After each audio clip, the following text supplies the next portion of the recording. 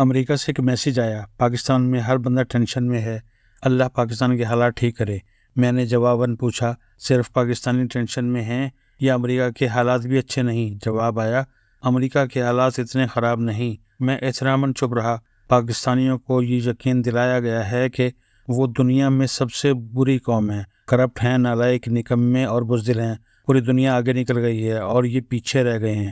انہیں ایک مسلسل ڈر اور خوف میں مبتلا کر دیا گیا ہے۔ میں نے اچھے خاصے لوگوں 10-10 کروڑ کی گاڑی رکھنے والوں کو بھی پریشان دیکھا ہے کہ پاکستان کا کیا بنے گا۔ پروپیگنڈا اتنا شدید ہے کہ لوگوں کی اکثریت صبح سویرے جاگتی ہے تو ملک کو سلامت دیکھ کر حیران ہو جاتی ہے کہ ابھی تک کچھ ہوا کیوں نہیں۔ میں نے اپنے امریکی مہربان سے کہا، پاکستان کے حالات بعض معاملات میں امریکہ سے بہت بہتر ہیں۔ آپ نے کملا ہیرس اور ڈونلڈ ٹرمپ کی لائیو ڈیبیٹ دیکھی ہے؟ جتنے ذاتی حملے اور الزامات انہوں نے ایک دوسرے پر لگائے، وہی کام یہاں پاکستانی سیاستدان کرتے ہیں۔ ٹرمپ نے تو یہاں تک کہا کہ تارکین وطن بھوک کی وجہ سے امریکیوں کے پالتو کتے بلیاں کھا رہے ہیں۔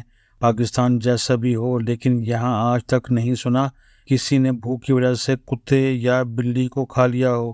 یہ اس مباحثے کا لیول ہے جو عالمی سطح پر ان دو امریکیوں کے مابین ہو رہا ہے، جن میں سے ایک 4 سال تک امریکہ کا صدر رہ چکا اور دوسری دفعہ صدر بننے کا امیدوار ہے، جبکہ دوسری خاتون اس وقت امریکہ کی نائب صدر اور آئندہ صدر بننے کی کوشش میں ہیں۔ ان کی گفتگو کا محور کتے اور بلیاں ہیں جنہیں تارکین وطن کھا رہے ہیں۔ قبل ازیں جو بائیڈن اور ٹرمپ نے بھی ایک دوسرے پر کرپشن کے الزامات لگائے تھے۔ اب کملا ہیرس نے ٹرمپ کو 3 دفعہ ڈسگریس کہا، مطلب تم امریکہ کے لیے بدنامی کا باعث ہو۔ کملا ہیرس نے کہا وہ عالمی رہنماؤں سے ملتی رہی ہے اور وہ سب ٹرمپ کا مذاق اڑاتے ہیں اور اسے دوبارہ وائٹ ہاؤس میں نہیں دیکھنا چاہتے۔ اس نے کہا کہ تمہارے بارے میں 3 جنرلوں کی رائے ہے کہ تم ڈسگریس ہو، جبکہ ٹرمپ کا کہنا تھا کہ تمہارا صدر بائیڈن تو اپنے گھر کے قریب ساحل پر پڑا رہتا ہے، تم تو ایبارشن کے نام پر نوزائیدہ بچوں کو قتل کو بھی جائز سمجھتی ہو۔ کملا نے ٹرمپ کو طعنہ دیا کہ بات تم غریبوں کی کرتے ہو، حالانکہ تمہارے باپ نے تمہیں $400 ملین پلیٹ میں رکھ کر دیے، یہ پیسہ غریبوں سے ہی لوٹا گیا، تمہیں غریبوں کی کیا فکر۔ ٹرمپ نے کملا ہیرس کو رنگدار باپ کے طعنے مارے۔ بائیڈن ٹرمپ مباحثے میں ٹرمپ نے بائیڈن کو اس کے بیٹے کے کرپشن میں ملوث ہونے کے طعنے مارے تھے۔ بائیڈن نے جواباً کہا کہ تم کرپٹ ہو۔ اب کملا بھی یہی کہہ رہی تھی کہ تم سے کیا بحث کریں، عدالت تک تمہارے کرتوتوں کی وجہ سے تمہیں مجرم قرار دے چکی ہے، تم مجرم ہو، تمہیں جلد سزا ملنے والی ہے۔ یہ چند مثالیں میں اس لیے دے رہا ہوں کہ امریکہ میں کیا گفتگو ہوتی ہے اور ان کی اپنی لیڈرشپ کا کیا معیار ہے۔ جو پاکستان کے بارے رائے رکھتے ہیں کہ یہاں تباہی مچی ہوئی ہے، یقیناً ترقی اور سٹیٹس میں پاکستان اور امریکہ میں زمین آسمان کا فرق ہے، لیکن کیا امریکیوں کے پاس کوئی مناسب قیادت موجود ہے جو ہمارے پاس نہیں ہے؟ آپ کو کملا ہیرس اور ٹرمپ کی گفتگو سے اندازہ ہو گیا ہوگا کہ ان کی قیادت کا معیار کیا ہے۔ کس نے سوچا تھا کہ وائٹ ہاؤس پر ٹرمپ کے حامی حملہ کریں گے اور اندر گھس کر اسپیکر نینسی پیلوسی کو ڈھونڈیں گے تاکہ اسے قتل کر سکیں؟ یہ تھے مہذب اور ڈیموکریٹ امریکہ کے شہری۔ اور تو اور ٹرمپ نے انتخابی نتائج ماننے سے صاف انکار کر دیا اور کہا کہ اسے دھاندلی سے ہرایا گیا۔ دنیا کی جدید تاریخ میں امریکی کانگریس پر جو حملہ ہوا اس پر کوئی یقین نہیں کر سکتا تھا۔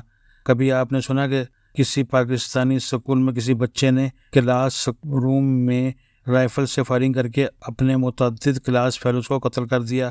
امریکہ میں تقریباً ہر ہفتے سکولوں میں یہ کچھ ہو رہا ہے۔ سکول شوٹنگ عام بات ہے جس میں ہر سال سینکڑوں معصوم بچے مارے جاتے ہیں۔ امریکہ میں گن کلچر عام ہے۔ پاکستان میں ایسے کتنے واقعات سکولوں میں ہوئے کہ کسی بچے نے اپنے کلاس فیلوز کو مار دیا، لیکن پھر بھی ہمیں بتایا جاتا ہے امریکہ میں حالات اتنے خراب نہیں جتنے پاکستان میں ہیں۔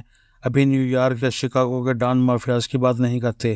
اگر پاکستانی میڈیا بہت برا ہے تو کیا امریکی میڈیا اچھا ہے، جس نے 2003 میں صدر بش کے جھوٹ کو سچ بنا کر پیش کیا کہ عراق کے پاس ایٹمی ہتھیار ہیں، اگر فوری حملہ نہ کیا گیا تو عراق پورے خطے کو ایٹم بم سے اڑا دے گا۔ اس جھوٹ کو امریکی عوام کو بیچ کر عراق پر حملہ کیا گیا جس میں لاکھوں لوگ مارے گئے۔ مڈل ایسٹ کا پورا خطہ آج تک نہیں سنبھل سکا۔ اوباما دور میں لیبیا کے ساتھ یہی کچھ کیا گیا تو کیا امریکی عوام نے صدر بش کو جھوٹ پر بعد میں کوئی سزا دی؟ الٹا مزید 4 سال کے لیے اسے دوبارہ صدر بنا دیا۔ اگر پاکستان میں عمران خان پر حملہ ہوا تو کیا ڈونلڈ ٹرمپ پر حملہ نہیں ہوا؟ کینیڈی نہیں مارا گیا تھا یا ریگن پر حملے نہیں ہوئے تھے؟ کیا لندن کے حالات ہم سے اچھے ہیں جہاں 3 بچوں کو خنجر کے وار سے قتل کیا گیا تو پورے ملک میں فسادات پھوٹ پڑے؟ ان فسادات کے بعد 1500 لوگ گرفتار ہیں جنہیں برطانوی جج دن رات سزائیں سنا رہے ہیں۔ ہمارے ہاں 9 مئی کے ملزمان کو سزا دینے کی بات کرو تو سب سے زیادہ امریکی دوست ناراض ہو جاتے ہیں، حالانکہ وائٹ ہاؤس پر حملہ کرنے والوں کو اب تک سزائیں دی جا رہی ہیں۔ کیا پاکستان کے حالات یوکرین سے بھی زیادہ خراب ہیں جہاں ایک کامیڈین صدر کی وجہ سے لاکھوں لوگ مارے جا چکے ہیں؟ 3 سال پہلے تک یوکرین پوری دنیا کو گندم بیچ رہا تھا، آج اس کے لوگ یورپ کے پناہ گزین کیمپوں میں دوسروں کی بھیک پر زندہ ہیں۔ پورا ملک تباہ ہو گیا ہے اور یورپ اس جنگ کی وجہ سے سنگین مسائل سے دوچار ہے۔ بھارت کے بارے میں کیا خیال ہے جہاں دہلی کا وزیر اعلیٰ کیجریوال 6-7 ماہ تک کرپشن الزامات پر جیل میں قید رہا؟ ابھی چند دن قبل اس کی ضمانت ہوئی ہے، وہ جیل میں بیٹھ کر حکومت چلاتا رہا۔ بھارت میں منی پور ہو، میزورام ہو یا پنجاب میں خالصان تحریک، آسام اور تامل ریاستوں کی حالت بھی دیکھ لیں، وہاں کیا کچھ ہوتا رہا ہے اور کیا ہو رہا ہے۔ اندرا گاندھی اور راجیو گاندھی پنجاب اور تامل ناڈو میں لڑکی کی طریقوں کی وجہ سے مارے گئے۔ بھارت میں جتنی نفرت اور تشدد ہے اقلیتوں یا دلتوں کے ساتھ کیا کچھ نہیں ہو رہا، لیکن ان سب دوستوں کو وہ سب کچھ نارمل اور ہمارے ہاں اب نارمل لگتا ہے۔ ہمارے ہاں جو غلط ہو رہا ہے وہ مقتدرہ کی جانب سے سیاست میں سامنے آ کر بہت سے معاملات کو اپنے ہاتھ میں لینے کے سبب ہے۔ انہیں سیاسی مداخلت سے روکنا ہوگی۔ باقی ملکوں کی برائیاں اس لیے چھپ جاتی ہیں کہ وہاں پیچھے والے سامنے نہیں آتے۔ ہمارے ہاں سیاستدانوں نے ہاتھ کھڑے کر دیے ہیں، انہیں سمجھ آ گئی ہے کہ اپنا کاروبار کرو، پیسہ بناؤ اور ملک کو اس کے حال پر چھوڑ دو۔ اگر سیاستدان بیٹھ کر کچھ طے کر لیں تو ہمارے مسائل باقی دنیا سے بہت کم ہیں، لیکن وہی بات کہ کرسی ایک ہے اور امیدوار 3، یا تو وزیر اعظم ہاؤس میں 3 کرسیاں رکھ لیں، ورنہ یہ تینوں امیدوار اقتدار کے جنون میں جانیں دیتے بھی رہے ہیں اور لیتے بھی رہیں گے۔ تاریخ میں اقتدار کے لیے لالچی اور جنون انسان یہی کچھ کرتے آئے ہیں۔